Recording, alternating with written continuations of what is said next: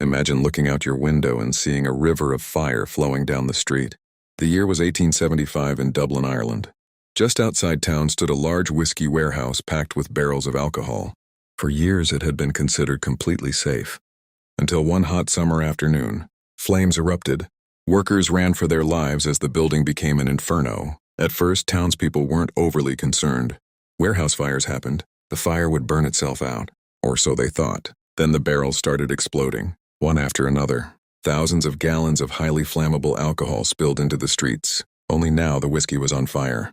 Witnesses watched in horror as literal rivers of burning liquid began flowing downhill through town.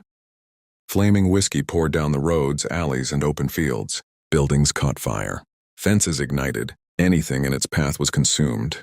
Residents scrambled to save their homes. Others desperately dug trenches to redirect the burning alcohol away from buildings. The town became a battlefield against an enemy nobody had ever imagined. A river of fire.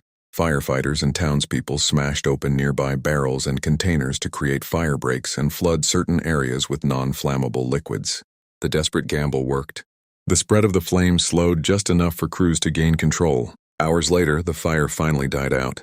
In the aftermath, newspapers across the region couldn't stop talking about it. Because the story sounded too ridiculous to be true, a town nearly destroyed by a flaming river of whiskey.